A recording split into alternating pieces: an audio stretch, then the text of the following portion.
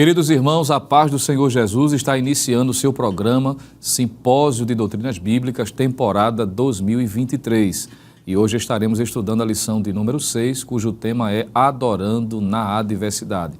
E queremos lhe convidar nesse momento a estar conosco fazendo uma oração de agradecimento a Deus. Querido Deus e amado Pai, em nome de Jesus, te louvamos pela oportunidade feliz de poder estarmos em Tua presença e para juntos aprendermos um pouco mais da Tua santa palavra. Continua ajudando, dando entendimento, para que possamos, sobretudo, colocar em prática tudo aquilo que estaremos aprendendo. É o que nós estamos te pedindo, em nome de Jesus. Amém. Esteja conosco, separe sua Bíblia, sua lição, seu caderno de anotações e estejamos juntos crescendo no conhecimento da palavra de Deus.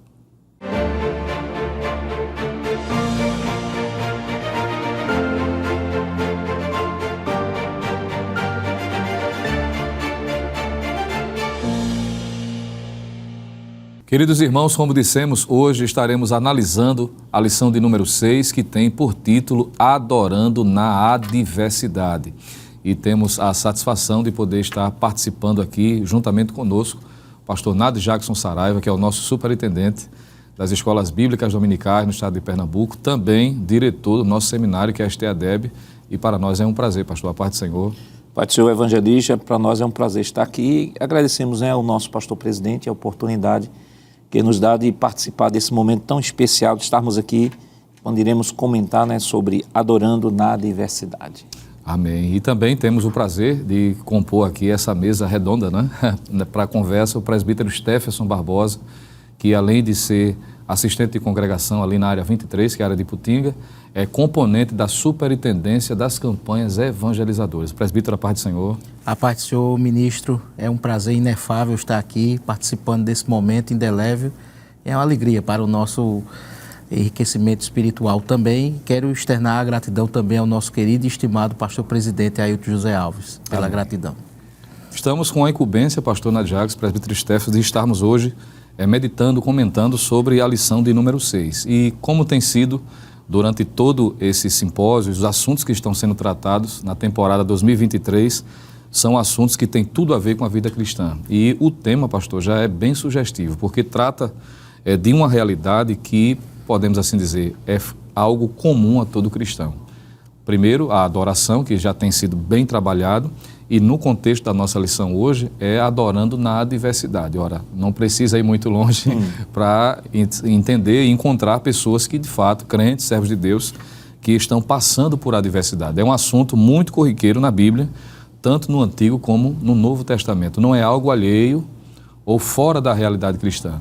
E é importante iniciarmos o comentário, a participação nossa em relação a esse assunto, fazendo menção de que a adoração verdadeira, ela é manifesta exatamente nesse momento, não apenas em momentos favoráveis, onde tudo está muito bem, mas a lição propõe, entre outras coisas, destacar de que na adversidade é possível o crente adorar. Quando nós olhamos, pastor, para a palavra de Deus e seguindo o roteiro da nossa lição, quais seriam os exemplos, ou a partir do caso do tópico primeiro, em que a lição faz menção a respeito de um personagem que tem tudo a ver com adoração também, mas que enfrentou as suas adversidades, que foi o servo de Deus Davi. Em que área da vida de Davi, ele enfrentou a adversidade e que ele também demonstrou a sua adoração? O que é que a gente pode falar a respeito, pastor? Evangelista Lucena, primeiro o tema, adorando na adversidade, acho que quando nós paramos para meditar nesse tema, salta diversos exemplos em toda a Bíblia, Talvez o mais conhecido de todos seja o de Jó, e não é por um acaso que o versículo-chave da nossa lição é Jó 1:21, que diz: E disse, nu saí do ventre de minha mãe, e nu tornarei para lá. Deus, o Senhor o deu, o Senhor o tomou. Até aí a expressão qualquer pessoa é capaz de pronunciar num momento difícil, aqui no contexto de Jó, que perdeu tudo. Qualquer pessoa poderia pronunciar isso. Isso não caracteriza necessariamente a adoração, é essa parte do texto. Mas o que é interessante é que ele faz bendito, que ele diz, bendito seja o nome do Senhor. Então a gente já pode perceber, a partir desse texto, algo diferenciado. né? A adoração em meio à adversidade.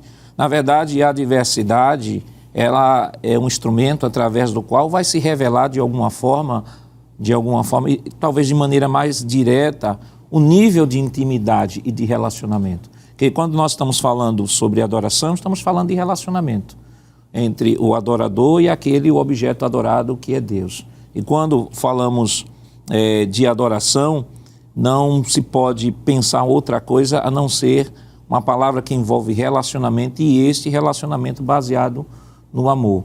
Eu achei interessante, na introdução da nossa lição, antes da gente ir aí para Davi, a introdução de nossa lição, ela diz o seguinte: a adoração verdadeira não é circunstancial, ela independe de situações e está centrada em Deus. Ela é o motivo do nosso adorar, a razão do nosso louvor. Essa experiência é vivida por aqueles que têm a clara percepção de quem Ele é. Veja que não é o adorar por adorar, mas é o adorar levando em consideração a quem eu estou adorando, conhecendo a quem estou adorando. Aí ele diz o seguinte, continua dizendo o seguinte: a verdadeira adoração não é motivada por momentos favoráveis ou impedida por obstáculos, pois não é temporal, momentânea, mas permanente, contínua e fundamentada em nosso amor pelo Senhor. Ou seja, a essência da adoração é o relacionamento, e o relacionamento baseado no amor. Eu achei essa introdução fabulosa, porque a partir daí nós vamos entender o relacionamento de Davi com Deus, o subtópico 1, tópico 1 da nossa lição, adorando a Deus nas crises familiares. Subtópico 1, o autor, ele diz o seguinte: Davi adorando na tragédia. Ainda que a situação houvesse sido provocada por seus próprios erros, Davi mostrou como um sincero adorador reage em meio a dramas familiares. Subtópico 2, o ponto A, que diz o seguinte: ele reconheceu que havia pecado contra o Senhor e não atribuiu nenhuma culpa. Essa atitude é adequada mesmo quando as adversidades não decorrem de nossos erros. Então, sintetizando aqui, porque o caso de Davi aqui é um caso especial. Primeiro, nós temos as adversidades decorrentes do exercício da nossa fé, do nosso relacionamento com Deus, e Davi aqui tem uma adversidade decorrente de um erro praticado. Ele praticou, ele adulterou, Deus atribui a ele também um assassinato, né? Diz, olha, você usou a sua espada, não literalmente ele usou a espada, mas Deus atribui a ele a culpa do assassinato. E aí, quando ele é confrontado com Natã, o profeta Natã chega e o confronta, chega com aquela parábola, né, dizendo, olha, no teu reino um homem rico que tem muitos animais, que chegou a receber um visitante, mas tinha um homem pobre que só tinha lá um cordeirinho, e ele foi lá, matou. E Davi se indignou de uma forma e disse assim, olha, esse homem não podia fazer isso. Esse homem só tinha um animal e ele tinha vários animais e ele matou o animal de quem tinha apenas um. Esse homem seja digno de morte. Veja, ele fez no estado emocional. Então, ele se envolveu com a situação. Porque essa situação não era uma situação de sentença de morte. A lei não estabelecia isso como uma sentença de morte porque pegou o animal de um outro que tinha apenas um. Veja que depois ele diz assim, ele seja restituído 4 vezes mais. Era isso que estava estabelecido na lei. Mas ele se envolveu de uma forma tal e sentenciou de morte, e depois o profeta diz, aí foi você que fez isso. E aí, nesse contexto, é que a gente vê o Davi. O Davi é uma figura um tanto paradoxa, né? Você tem um Davi guerreiro, que Deus diz assim, você não vai construir o templo, fazer o templo, porque você é um homem sanguinário. Mas, ao mesmo tempo, você tem um Davi que, quando confrontado, ele se dobra, ele chora. E a primeira coisa que ele fez, quando confrontado, foi se arrepender. Veja que ele não atribuiu a culpa a Deus, não atribuiu a culpa a ninguém que estava ali ao seu redor. Ele assumiu a responsabilidade. Ele reconheceu e, por isso, Deus puniu. Disse, olha, teu filho não vai nascer. Mesmo diante dessa situação, ele disse, eu vou orar. A oração nunca será o último recurso, ela sempre será um recurso que todos nós devemos utilizar em momento de crise. Embora que essa crise de Davi seja decorrente do seu pecado, mas ele entrou em crise. Ele poderia fazer qualquer coisa, mas não foi o que ele fez. Ele foi buscar a Deus, ele foi adorar o Senhor. E o que eu acho mais interessante é que, quando confrontado pelo seu pecado, ele se arrependeu. É diferente de Adão. Adão, quando confrontado pelo pecado, Adão culpou a Deus e a mulher disse assim: a mulher que tu me deste. Que uma pessoa não arrependida do seu pecado, ela culpa ou Deus, ou o terceiro, ou o diabo. Adão culpou a Deus e a mulher. Disse: a mulher que tu me deste é que provocou tudo isso. É quando perguntou a Eva. E aí a Eva disse: foi a serpente. Mas Davi, diferentemente do que Adão fez lá atrás, ele reconheceu e adorou ao Senhor, foi orar. Orou, embora que a sua oração não foi respondida por Deus. Porque tem um outro detalhe, evangelista, é que nem sempre as nossas orações serão respondidas. E o fato de Deus não responder as nossas orações, responder dentro daquilo que nós queremos que Ele responda, da forma como Ele quer. Porque Deus sempre vai responder. Se Ele não atender aquilo que eu estou pedindo, Ele está respondendo de outra forma. Eu vi um certo escritor dizer uma vez, que eu achei fantástico, ele diz assim: ainda que eu passe 40 anos orando por uma causa e Deus não me responda, valeu ter passado 40 anos orando, porque foram 40 anos desenvolvendo comunhão. Porque a oração não é apenas um instrumento através do qual a gente se dirige a Deus pedindo, é muito mais adorando, muito mais. Tanto que a oração do Pai Nosso, que nós temos diversos princípios, Jesus diz assim: Pai Nosso que estás nos céus, santificado seja o teu nome. Já começa com a adoração. Então, a oração é um ambiente, é um instrumento através do qual, um dos instrumentos através do qual nós nos prostramos diante de Deus e o adoramos, independentemente se ele vai ouvir ou não as nossas orações, porque Ele sabe melhor do que nós mesmos qual é o melhor para nós. E é interessante, pastor, o senhor comentando, principalmente essa última fala, sobre o desafio, né, de continuar adorando, mesmo quando não tem a oração atendida, na perspectiva, vamos dizer, como Davi tinha, de estar pedindo, no caso, a Deus, para que Deus usasse de misericórdia com a criança, que no caso não tinha nada a ver com o seu erro.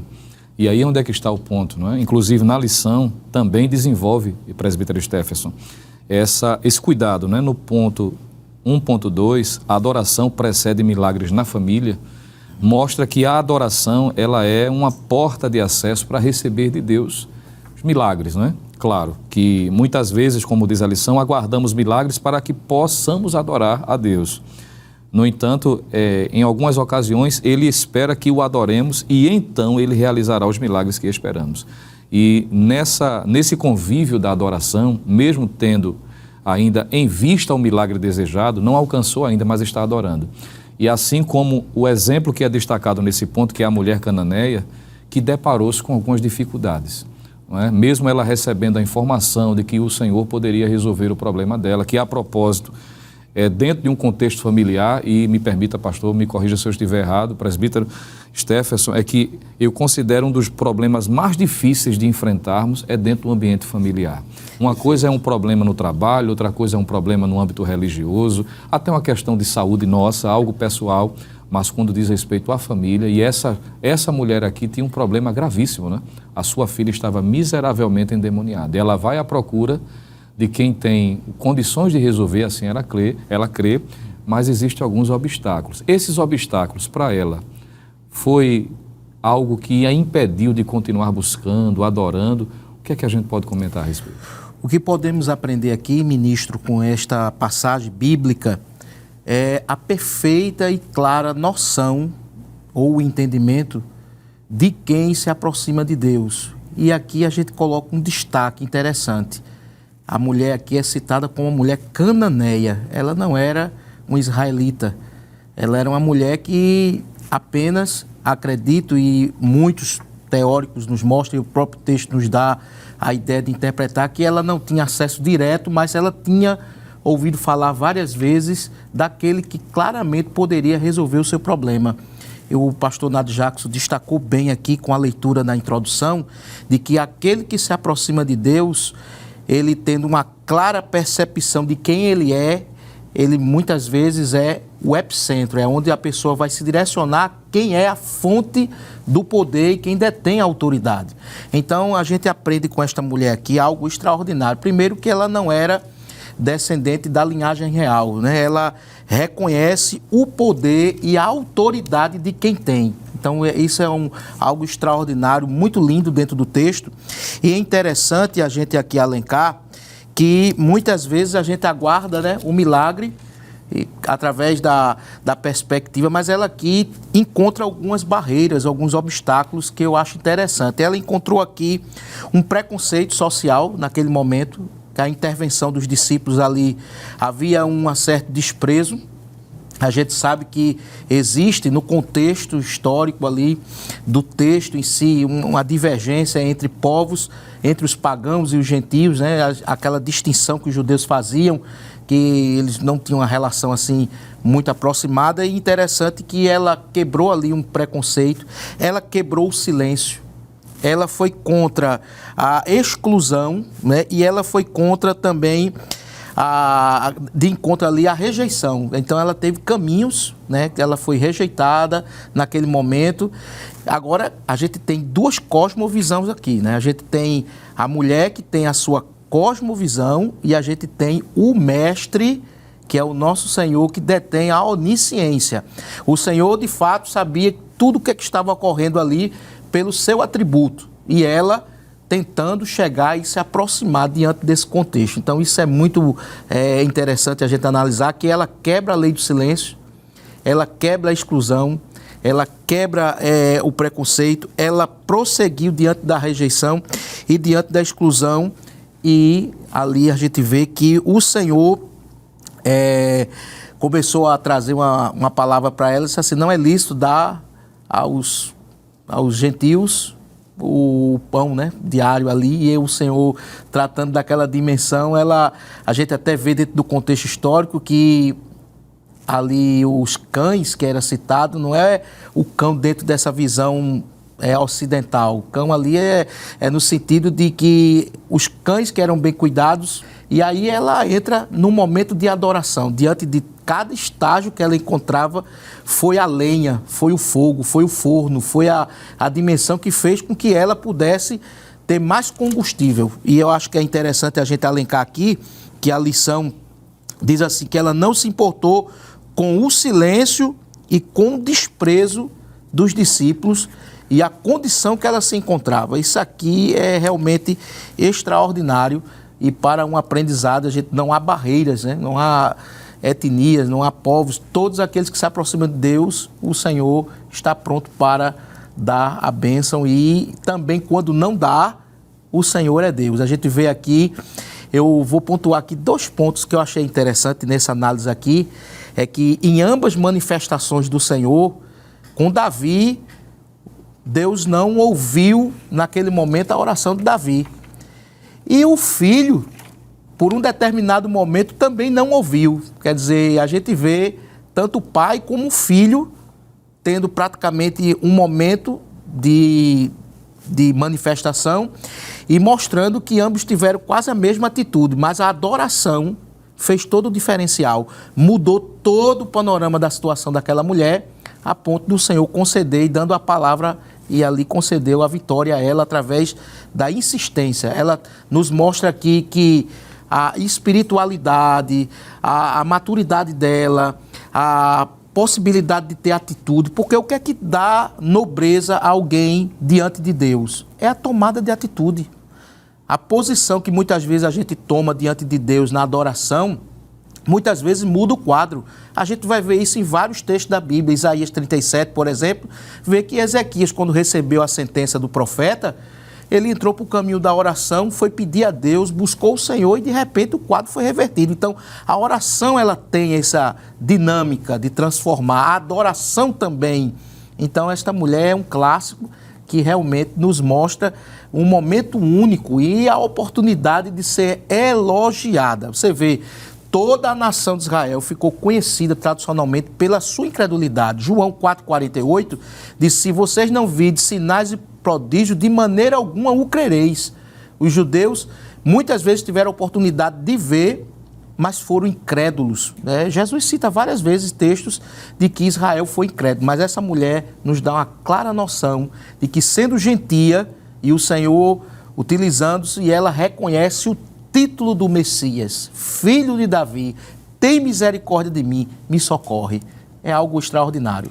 Isso é maravilhoso, pastor, porque fica claro que mesmo na adversidade é um desafio, mas é possível adorar a Deus e essa adoração é recompensada. Claro que tem momentos que Ele não vai fazer necessariamente aquilo que pedimos, mas existem momentos que em sua graça, em sua soberania, assim como Ele disse àquela mulher, né? E no capítulo 15, versículo de número 28, então respondeu Jesus e disse-lhe: ó mulher, grande é a tua fé, seja isso feito para contigo como tu desejas. E desde aquela hora a sua filha ficou sã. Nesse caso aqui, diferente de Davi, isso, perfeito. Deus respondeu e trouxe vitória para aquela mulher. Mas ainda temos alguns minutos para concluir esse bloco, pastor. E no tópico de número 2 da lição, trata a respeito de um outro personagem que também enfrentou dificuldades no seio familiar.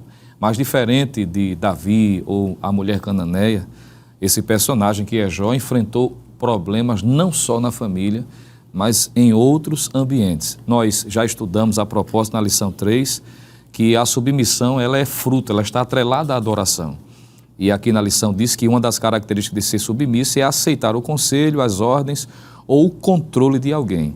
E quando nós olhamos o caso aqui descrito do capítulo 2, que é Jó, vemos que mesmo ele sendo submetido a uma provação ferrenha, muito grande, mas ele teve o cuidado, pela experiência que tinha, pelo que conhecia de Deus, ainda que com algumas necessidades que o capítulo 42 deixa evidente, mas foi alguém que deixou claro que a adoração regia a sua conduta, não é? Ele, pelo conhecer de Deus, aquilo que ele tinha de conhecimento de Deus, fez com que no momento da angústia, da dificuldade, de perdas também, ele adorou. Quais perdas, pastor, Jó teve e como foi que ele se comportou? A figura de Jó, a personagem Jó, eu destaco como uma personagem sui generis no Antigo Testamento. Em primeiro lugar, porque Jó vive um momento histórico em que o Antigo Testamento não tinha nem sido escrito. Jó vive, segundo os autores, vive na época antes mesmo de Abraão. Então, o que é que Jó tinha de conhecimento de Deus? É o que era passado de tradição oral, que era de pai para filho. Então, isso já faz de Jó uma pessoa diferente de todos os personagens que tiveram, pelo menos o texto bíblico, como referência para se consolar. Pronto, Jó recebe todas essas informações através da tradição oral. O capítulo 1 do livro de Jó, que vai descrever todo esse cenário, escuro, nebuloso da vida de Jó, quando ele sai perdendo, primeiro ele sai perdendo a patrimônio, depois ele perde filhos, depois ele perde saúde, ele perde status. Nós que estamos hoje com o texto fechado, com a Bíblia já prontinha, a gente sabe o que foi que aconteceu nos bastidores. Satanás foi lá e tal, e teve aquela conversa com Deus, e Deus disse: olha, você pode, só não toca ali a alma. Isso a gente sabe, Jó não sabia disso. Nem Jó sabia disso, nem ele tinha esse livro, nem tinha a Bíblia para pegar algum exemplo de Moisés ou de qualquer outro personagem bíblico, ele não tinha. Então era um relacionamento baseado e fundamentado na tradição oral, mas a gente percebe um relacionamento autêntico, genuíno. Embora que, claro, ele limitado em algumas questões, porque a revelação não estava completa, mas isso não impediu de ter um relacionamento profundo com Deus. E o que o texto deixa claro é que é o próprio Deus que testifica dele. E o que nos faz destacar esse personagem é que ele tinha tudo aquilo, mas nada daquilo estava no coração dele. Isso é fantástico, porque a gente percebe que Jó entendia perfeitamente a doutrina da mordomia.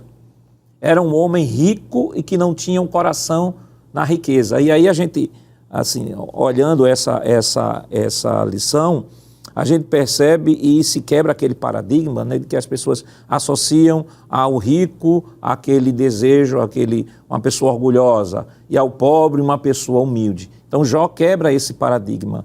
E a adoração, e esse texto que é o texto-chave da nossa lição, que ele vai reconhecer a sua pequenez, vai reconhecer a sua submissão, a sua humildade diante de Deus, e vai dizer assim, olha, ele vai chegar à conclusão que Salomão chegou no livro de Eclesiastes, que não existe nada novo debaixo do sol. Tudo é vaidade. Tudo é vaidade, o homem, o espírito volta a Deus que o deu e a carne volta ao pó que o era. Ele traz essa verdade que o próprio apóstolo Paulo lá, aconselhando o jovem Timóteo, sobre as riquezas que estavam entrando no coração de alguns obreiros e tal, Paulo diz assim, olha, Timóteo, nada trouxemos para este mundo e é certo que nada levaremos. Que princípio é esse? É o princípio que ele está evocando de Jó. Né? Deus me deu, Deus tomou, não é só apenas Deus me deu, Deus tomou. Porque isso é fato, a morte é inquestionável, qualquer pessoa, ninguém questiona a morte. A morte chegou, se coloca, acabou-se, não tem que se discutir.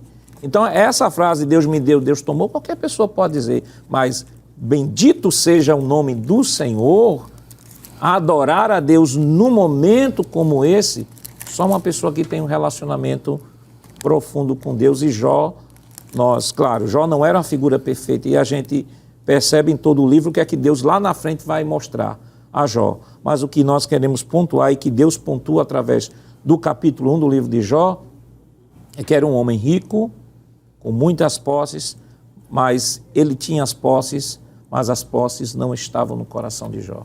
Amém, que coisa maravilhosa, né? Nós teremos um breve intervalo, vamos seguir ainda desenvolvendo esse ponto, o tópico de número 2 da lição. Vamos para um breve intervalo e voltamos daqui a pouco.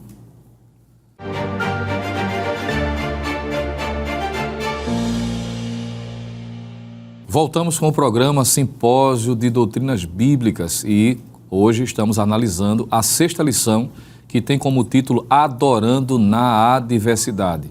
E para você que está chegando agora, nós já mencionamos aqui o primeiro tópico da lição e também iniciamos já o comentário do tópico de número 2. E vimos aqui alguns personagens que enfrentaram momentos de adversidades e que demonstraram, apesar delas, o desejo e a inclinação de adorar.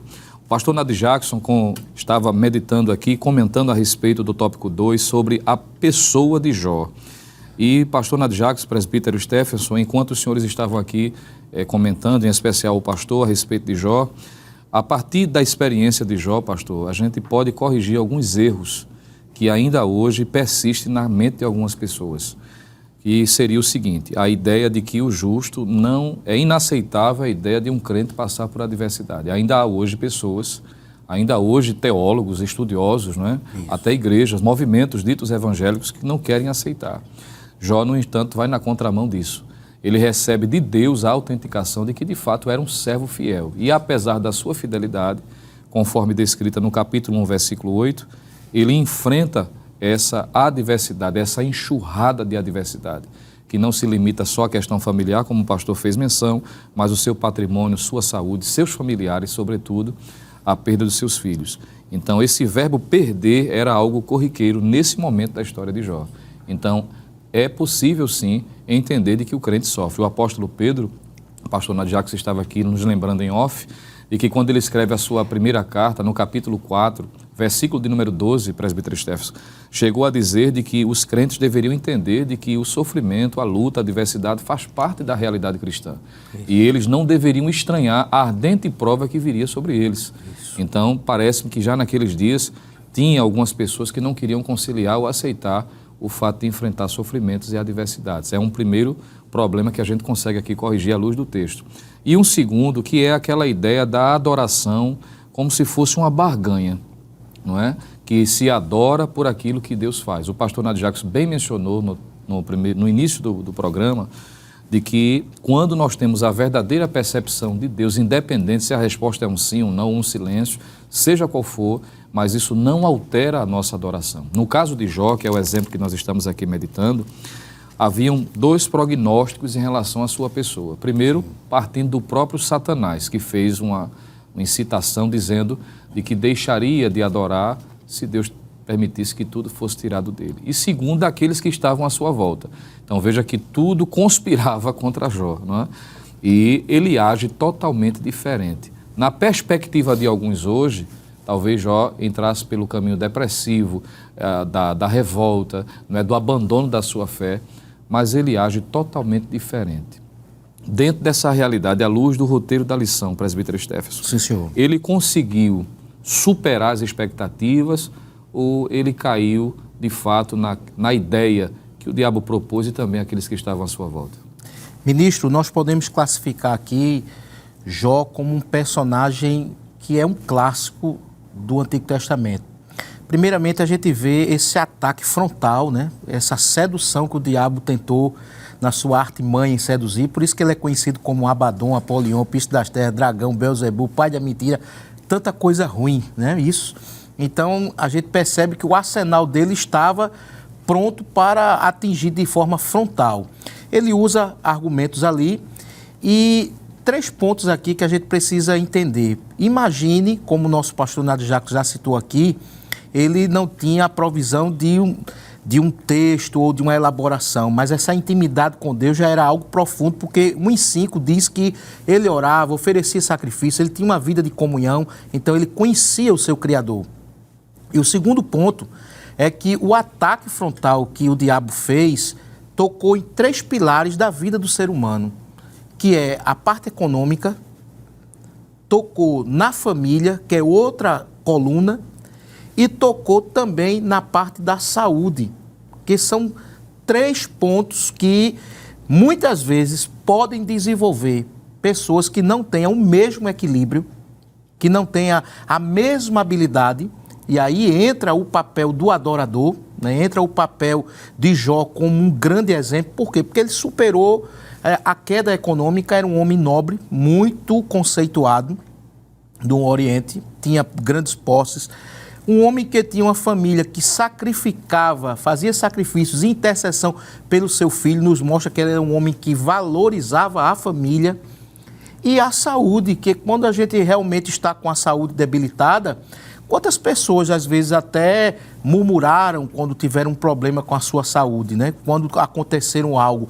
A gente vê algo semelhante quando Elias visitou aquela mulher lá naquela casa, que o filho dela teve um problema, a primeira coisa, o primeiro diagnóstico que ela deu foi: o que foi que aconteceu, o que foi que eu pequei, onde eu errei, por que isso me sobreveio, tu estás aqui, colocou a culpa para o profeta, e essa ideia de transferir a culpa às vezes é comum. Então Jó nos mostra que ele superou todo o prognóstico que o diabo tinha acerca dele. Eu acho que esse momento aqui a gente vê um clássico, por quê? Porque o diabo pensava que ele ia abrir mão, mas Jó renuncia, Jó mostra que ele tem uma resiliência, uma intrepidez muito grande, uma confiança profunda com Deus, e ele abertamente, com a sua vida piedosa, dá praticamente, eu acho que é uma das coisas mais interessantes do Antigo Testamento, é o diabo perder a batalha na fidelidade de um homem para com Deus.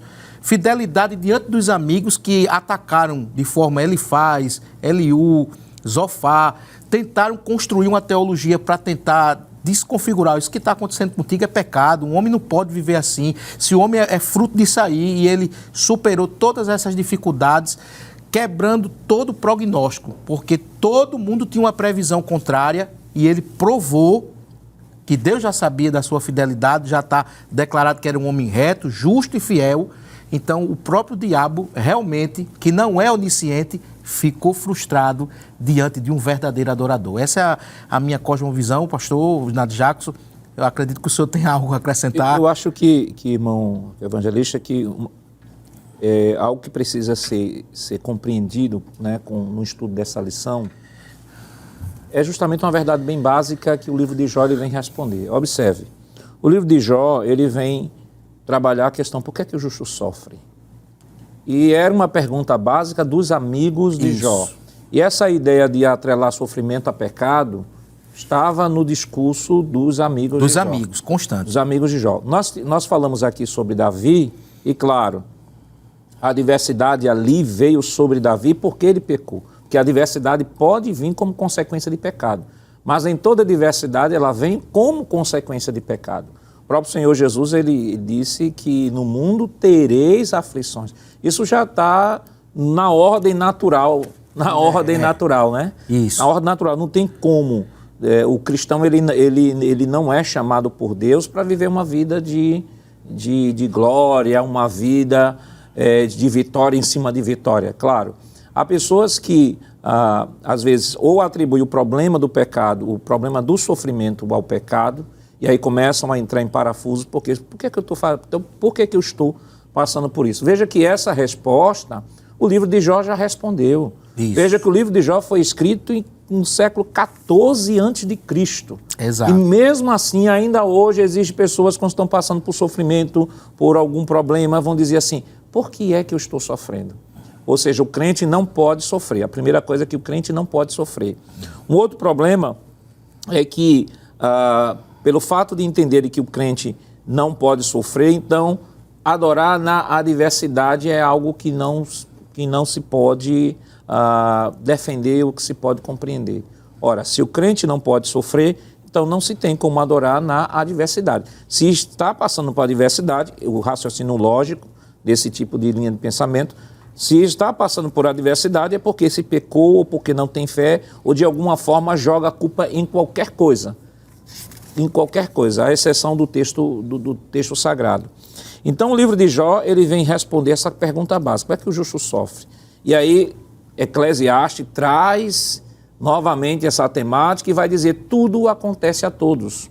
Eclesiastes 9, tudo acontece a todos. O próprio Jesus respondendo lá em Lucas 13, ele vai falar daqueles que morreram, daqueles galileus que morreram, que foram assassinados e o sangue deles foi misturado no sacrifício. E também falou daqueles da Torre de Siloé, aqueles 18 homens que foram, estavam trabalhando na Torre de Siloé, a torre caiu e matou os 18. Aí Jesus pergunta, será que eles são mais pecadores do que os outros galileus? Será que são mais pecadores do que outros? Não, de forma alguma. E qual é a ênfase de Jesus? Vocês devem estar preparados. Ou seja, as circunstâncias adversas, elas podem vir sobre a vida de qualquer pessoa, independentemente. O cristão, ele morre de doença, o cristão, ele morre de acidente, o cristão, o que for de possibilidade de morte, o cristão está sujeito a tudo isso. E não faz dele um cristão blindado, onde Deus não, olha, você vai morrer deitadinho na sua cama, tendo visões com a presença de um anjo, e aí vai ser a morte do cristão. Não, o cristão, ele morre de qualquer tipo de morte. Ele morre de acidente, ele morre de bala perdida, ele morre de infarto, ele morre de câncer. Há pessoas que Deus cura de câncer. E há pessoas que fazem um tratamento e são curadas no tratamento. Mas há pessoas que morrem de câncer. E qual dos três é mais crente? Nenhum. É a maneira de Deus executar a sua soberania. Isso. E isso não vai dizer que alguém é mais crente ou menos crente. Então, essa lição, ela vai mostrar de que, em primeiro lugar, todo crente passa por adversidade. Segundo, a questão não é a adversidade, é como eu encaro a adversidade. Porque a adversidade, ministro, ela é pedagógica. Eu tenho que aprender a extrair da adversidade e dizer assim, o que é que Deus está me ensinando através dessa adversidade? O que é que Deus quer me ensinar? Veja que o salmista do Salmo 119, ele vai dizer assim, foi bom ser afligido, né? Foi bom ser afligido porque eu aprendi os teus mandamentos. Ou seja, Deus usa a adversidade como uma pedagoga para formar o nosso caráter. Isso. E formar conceitos que de outra forma não seriam formados. Porque é muito bom, seria muito bom a gente pegar o texto bíblico e dizer assim, Deus é amor, Deus é amor, e já estou sentindo amor de Deus na minha vida. Não. Aí Deus é amor, a Bíblia diz, olha, ame o seu inimigo. Aí diz, como é que eu posso amar meu inimigo? Ele é meu inimigo. Aí Jesus disse, ore por ele. Aí quando você começa a orar, o Espírito Santo começa a trabalhar no coração. E daí você começa a orar 1 minuto, daqui a pouco 2, daqui a pouco 10, daqui a pouco meia hora. E aquele inimigo no seu coração não é mais inimigo. é aquele objeto da sua intercessão, do amor de Deus, assim como Deus o ama, você passa a amá-lo por meio da oração. Então, é importante que se fale que todo cristão passa adversidade. Nós temos aqui grandes exemplos, por exemplo, 2 Coríntios 11 vai mostrar os sofrimentos de Paulo. Está lá a relação, nós não vamos ler aqui porque o tempo não dá, mas está lá toda a relação de sofrimento que Paulo passou. Paulo também orou e Deus não respondeu. Paulo orou 3 vezes, orei ao Senhor, 2 Coríntios 12, para que afastasse de mim o espinho na carne. O que para Paulo era espinho na carne, para Deus era a pedagoga de Deus para continuar Paulo sendo o servo que estava sendo na mão de Deus. Paulo orou 1 vez, orou 2 vezes, orou 3 vezes. Aí Deus disse, olha, minha graça te basta, porque meu poder se aperfeiçoa na fraqueza. Aí ele entendeu que o espinho era um instrumento que Deus estava utilizando para torná-lo humilde. Tanto que ele diz no próprio capítulo, ele diz assim, para que eu não me ensoberbecesse pelas grandezas das revelações me foi posto um espinho na carne. Então, é preciso fazer as pazes com a adversidade. Não ver a adversidade como inimiga, ver a adversidade como instrumento pedagógico de Deus. Independentemente se na adversidade eu estiver orando e Deus vai me dar vitória ou não, dentro daquilo que eu entendo, porque Deus sempre nos dá vitória, irmão. Deus sempre vai nos dar vitória. Não dentro daquilo que a gente acha, dentro daquilo que a gente pensa. Porque as pessoas dizem assim, não, eu vou orar para Jesus curar. Exemplo, eu vou orar para Jesus curar e de repente Jesus não cura. Aí diz, mas Deus não ouviu minha oração, eu fui derrotado nesse sentido. Não foi derrotado. Porque veja que a oração do Pai Nosso diz, seja feita a tua vontade, assim na terra como no céu. Ou seja, a oração é a adoração que pede a Deus o exercício da sua soberania e sua vontade plena na nossa vida. Então, se eu estou disposto a abraçar essa vontade plena, preconizada dentro desta oração, eu tenho que entender que sempre, em algum momento, eu vou ser frustrado com relação às minhas intenções. Mas por que eu vou ser frustrado? Porque eu não tenho a mente de Deus. Eu não sei qual é o melhor para mim. A minha mente é limitada, meu tempo é limitado, a minha leitura do mundo e do universo é limitada. E Deus conhece plenamente todas as coisas e sabe o que é melhor para cada um de nós. Pastor Nadio Jackson, contribuindo com esse pensamento do Senhor, a gente percebe no capítulo 38, 39, 40 de Jó, a gente vai ver que o Senhor abre um diálogo com Jó ali para mostrar a ele exatamente a concepção da regência do universo, de que a sua visão era limitada. Todo aquele que está passando por uma adversidade, ele tem uma visão limitada das coisas. E o Senhor tem uma visão ampla e universal de todas as coisas pelo atributo que ele tem. Então, às vezes, a adversidade, muitas vezes é um ponto que a gente não consegue enxergar porque nós temos limitações, mas Deus, na sua grandeza. Então, o que é que Jó compreende de todo esse contexto também? Que ele aprendeu a confiar no Senhor. Eu bem sei que tudo podes e nada dos teus pensamentos pode ser impedido. Quer dizer, ele compreendeu a confiar no Senhor diante dessa realidade. Corroborando com esse texto, eu queria ler aqui Romanos 8, 28, que é um clássico, né, que diz assim, e sabemos que todas as coisas contribuem juntamente para o bem daqueles que amam a Deus, daqueles que são chamados por seu decreto. Então, todas as coisas contribuem para o bem do Senhor. A gente tem coisa que a gente não entende, tem coisa que Deus não responde, tem coisa que é o silêncio, porque é Deus, na sua onisciência, que prevê o futuro. Por exemplo, perdas, situações. Eu tive uma situação comigo, me permita abrir um parêntese, quando eu perdi a filha, que eu cheguei no hospital e eu botei a mão ali na barriga da minha bebê e a Holanda com muita contração, uma dificuldade enorme ali, e ela disse assim, meu filho, me dê morfina que eu não aguento, eu estou sentindo dor extraordinária, ela pegando assim na minha mão com muita firmeza, e eu orei ali ao Senhor e disse assim, Senhor, faz a tua vontade, porque a minha esposa está sofrendo muito. De repente a bolsa estourou, e ali ela perdeu a criança, e muitas vezes minha esposa perguntava a mim, na cama, deitada, diante de mim, e dizia assim, meu filho, eu quero explicações.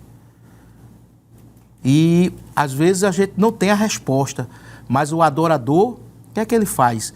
Ele não vai colocar palavras escolhidas, ele vai clamar com a alma, ele vai colocar a alma diante de Deus, e ali eu muitas vezes servi de base, de consolador para ela, para acalentar no momento difícil. Então a tragédia, às vezes, ela tem um recurso pedagógico, que é o quê? Trazer intimidade para o crente de tal maneira que ele sinta essa intimidade, porque quando uma pessoa está quebrantada, quando a pessoa está passando por dificuldade, ela está quebrantada, ela está rendida, ela está favorável. E aí, nesses momentos, Deus utiliza da sua infinita misericórdia para preencher esse vazio e, às vezes, até produzir, como o senhor mesmo disse assim, de forma pedagógica, ter uma intimidade profunda com Deus. Então, a gente não pode desperdiçar essa realidade. Então, pastor, a gente pode resumir esse ponto para a gente poder fazer o link. Estamos na reta final e entender de que a diversidade faz parte da realidade cristã. Perfeito. Né? Existem adversidades que é produto do pecado, isso é uma realidade, mas nem toda adversidade é produto do pecado. Mas o segredo é como reagir. Isso. A Bíblia vai mostrar em momentos, por exemplo, 1 de Pedro 4:12, nós já mencionamos, que o Senhor nos lembrou. No versículo 13, Pedro diz assim: mas alegrai-vos no fato de serdes participantes das aflições de Cristo, para que também na revelação da sua glória vos regozijeis e alegreis. Pedro mostra como deve ser a nossa reação diante das adversidades. Não com tristeza, não com revolta, mas demonstrar adoração, sentir alegria. E alguém pode dizer assim, mas é possível, em meio à adversidade, sentir alegria? A essa alegria ou essa reação de adoração não é pela adversidade, é em meio à adversidade. E o senhor falou aí, eu lembrei um texto de Paulo aos Filipenses, né? 4:4 de Filipenses, e aquela expressão tão simples, mas Paulo diz assim: regozijai-vos ou alegrai-vos, outra tradução, alegrai-vos no Senhor, outra vez vos digo, alegrai-vos. Veja que Paulo reafirma. Paulo está sendo redundante? Não. Paulo está colocando a alegria ali como um mandamento. Mas aí vem a pergunta, mas como é que eu posso me alegrar na diversidade? Porque, na verdade, Paulo deixa claro aí a fronteira do que é de fato alegria. Alegria cristã, primeiro que a alegria ela é fruto do Espírito. Paulo vai falar em Gálatas 5:22, quando vai falar sobre o fruto do Espírito, ele diz assim, que o fruto do Espírito é gozo. Outra tradução traduz como alegria. Em primeiro lugar, ele vai dizer assim, a alegria ela é fruto do Espírito dentro de nós. Logo, não está ligado a nenhuma circunstâncias externas. Ou seja, a alegria, essa alegria ela se diferencia da alegria natural, que a gente se alegra, por exemplo, um filho passou no vestibular, uma pessoa passou no concurso público, um pai que teve um neném, um casamento, etc. Essa é a alegria temporária. Temporária que o texto que o senhor citou lá de Eclesiastes 2, Salomão ele vai trabalhar isso, né? Isso. Que é aquela alegria, ele vai dizer, a alegria o camarada passa a madrugada todinha aí bebendo, ele fica alegre, mas no outro dia chega a ressaca. É a alegria temporária. Mas essa alegria que Paulo fala, ele diz assim, é uma alegria que está em Cristo. Porque a nossa alegria não é um sentimento. A nossa alegria não é um estado de espírito. A nossa alegria não é um otimismo exacerbado. Também não é recebimento de energia, né? Quando a pessoa passa e recebe energia, cósmico. Não. A nossa alegria é uma pessoa. É isso. E a pessoa é Jesus Cristo. E o que eu acho interessante é que o salmista, do Salmo 42, ele traduziu muito bem isso. 43, veja o que aqui ele diz no Salmo 43. Salmo de número 43. Ele vai dizer o seguinte, verso 4, ele diz assim, irei ao altar de Deus, estou lendo aqui na Almeida Atualizada, Nova Almeida Atualizada, irei ao altar de Deus, que é a minha grande alegria. E aí já se faz o link com o próprio, com Abacuque. Veja que ele fala na alegria no Senhor. Ele vai falar alegria ligado a Deus. Mas aí entra a pergunta, mas será que teremos explicações para coisas que a gente não entende? Nunca teremos explicações. Não adianta tentar confabular, não adianta tentar buscar, não, eu vou buscar a resposta de Deus para Deus me dizer. Não adianta, irmãos. Confiar em Deus, está no mundo ordinário, está nas questões ordinárias da vida. Não adianta. O que é que a gente deve fazer? O que Jó fez. Jó não se preocupou, Jó não estava preocupado, embora que ele tenha questionado, porque ele era inocente naquele fato ali, e a gente sabe disso por causa do capítulo 1, mas Não foi perguntado o que foi que aconteceu comigo, o que é que está, será que eu sou o pior dos pecadores? Não. O próprio Deus disse a Isaías, olha, assim como a distância dos céus e a terra, assim é o meu pensamento dos vossos pensamentos. Isso, não muito tem mais como, alto. para que eu possa entender a diversidade na sua essência, eu teria que entender a mente de Deus, ou seja, eu teria que ter a mente de Deus. Veja que quando Jó, com aquele questionamento todo, tem aqueles amigos, né? Os amigos dele começam a questionar. Sim. Quando Deus vai falar com Jó, Deus não chega para Jó para consolar Jó, não. Diz assim, quem é esse que abre a boca sem entendimento? Isso. Ou seja, quando é que tu estavas quando eu criei o universo? Quer dizer, não fale de coisa que você não sabe. Aí Jó diz assim, então eu não vou perguntar nada, eu estou aqui, Senhor, só para te ouvir, ele pede só para aprender. Né, pastor? Então, qual é a posição do adorador em meio à adversidade, ainda que ele não entenda? Que nós não iremos entender. É crer, colocar o coração em Deus. A nossa alegria não é na satisfação externa. Pode estar a maior tempestade, pode estar o maior furacão, mas dentro de nós, como o Senhor falou, dentro de nós existe a paz. Amém. Porque a paz, a nossa fonte da paz é lá em cima. É Deus. É o Senhor Jesus Cristo dentro de nós. Que maravilha. É a paz Eirene, né? Pena que o horário chegou, pastor. Estava tão gostoso aqui, né? Essa oportunidade foi maravilhosa. Queremos, em nome do pastor da igreja, agradecer e concedê-los a oportunidade de trazer suas considerações finais e pedir, pastor, logo em seguida, que o senhor possa orar e impetrar a bênção apostólica. Nós queremos, neste instante, né, a essência dessa lição, as pessoas que estão nos acompanhando, entender de que, em primeiro lugar, o crente passa por toda a diversidade, passa por diversidade, e assim o que vem para o injusto, vem também para o justo. A gente não tem privilégio por ser justo. Segundo, a diferença é que, em meio à diversidade, nós sempre teremos um consolo, que é a nossa alegria, que não é externa, ela é uma pessoa, Jesus Cristo. E que, se você está passando por uma dificuldade nesse instante, o que nós recomendamos à luz de tudo que a gente estudou aqui é: vá aos pés do Senhor, ore, adore, porque é nele que você vai encontrar o verdadeiro alento, o verdadeiro consolo e a verdadeira resposta. Amém. Quero pedir ao presbítero Stefson, então, para agradecer e, em seguida, o pastor ora, impetrando a bênção. Conforme a orientação do ministro, nós vamos agradecer esse momento, que momento inefável, da grande alegria. Pai eterno, em nome de Jesus Cristo, estamos aqui te agradecendo, Senhor, pela oportunidade, por todos aqueles que irão ouvir. Tenho certeza, Senhor, que as palavras, a lição, este simpósio sejam de bênção para a tua vida, que possa consolidar a tua fé, te dar intrepidez, te dar realmente revigorar as tuas forças. Que Deus continue ajudando cada vez mais aqueles que estão passando por momentos difíceis e entender e conhecer o seu Criador, e que as evidências, às vezes contrárias, possam contribuir de forma pedagógica para que você possa ter uma intimidade profunda com Deus. Que Deus ajude o nosso pastor presidente e a todos em Cristo Jesus. Amém. Que a graça do nosso Senhor Jesus Cristo, o amor de Deus nosso Pai, a comunhão do seu Santo Espírito estejam com todos hoje e para todos sempre. Amém.